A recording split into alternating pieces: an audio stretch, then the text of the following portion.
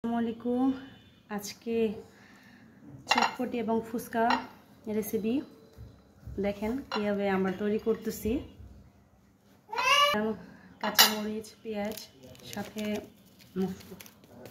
মশলা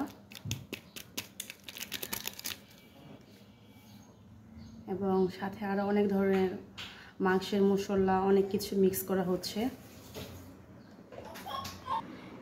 দিয়ে দিচ্ছি মরিচের গুঁড়ো, দিয়ে দিচ্ছি আলু স্লাইড করে। দেখেন কীভাবে, এই যে সাথে ডিম আছে, আলু আছে, আমাদের টক পানি আছে এবং এই যে আমাদের হাতে ভাজা ফুচকা। মাশাআল্লাহ সুন্দর একটা ফ্লেভার বের হচ্ছে। এখন এটার সাথে অ্যাড করা হবে টক পানি এবং আপনার ডিম। লাস্ট উপর দিয়ে দেওয়া হবে চটপটি। এই যে গুনি ঢুকানো হচ্ছে ফুচকার ভিতরে।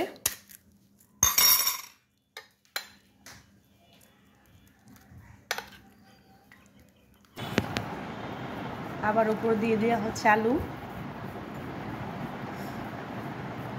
আমাদের প্রায় শেষের দিকে ফুচকা বানানো। দিয়ে দিচ্ছি ডিম।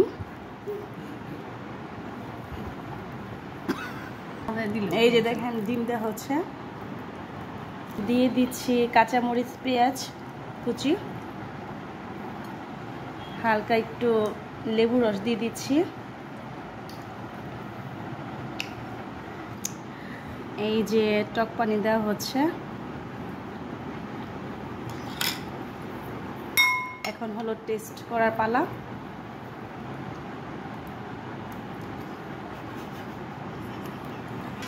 বিসমিল্লাহ। মাশাআল্লাহ অনেক মজা হয়েছে।